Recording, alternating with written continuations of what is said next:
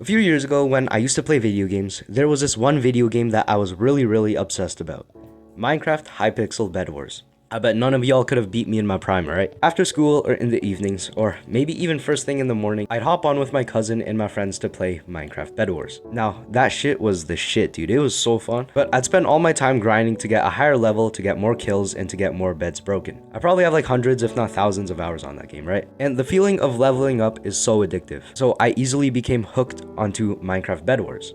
So I want to show you how you could make leveling up in real life fun, just like a video game, so you could get hooked on grinding on that goal. Here comes our first step, to make our goals clear. In a video game, usually there is like a very clear goal to achieve. Maybe it's like a side quest, or a main quest, or to defeat the final boss. There's a clear goal that we want to achieve and are willing to grind for.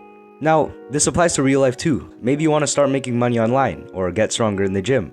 Or maybe if you have a YouTube channel, gain more subscribers. We need to clarify these goals, we need to write them down and break them down and make smaller goals to achieve that will eventually bring us to our main goals. For an example, if you want to bench 4 plates and you're at a plate right now, you can set many sub-goals in there. Maybe your next main focus is to get to 185 pounds, and then 205 pounds, and then 225 pounds, and so on until you get to like the 4-plate bench.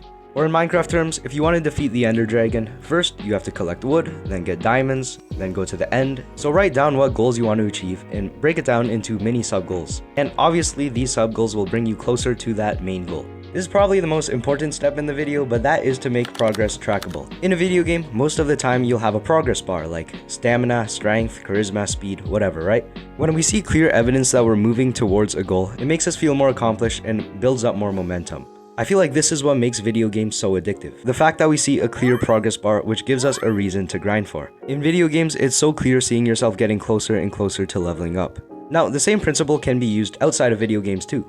After we've done the first step of clearly writing down our goals and the sub-goals that it takes to get there, we can create a tracking system that tracks how much progress we made and how far we've come. Now, this might seem a little bit too over the top, but I've made like this video game progress bar setup. Here, I'll show you my YouTube one. So I've got like my end goal right here, and then my mini goals, and where I am at right now.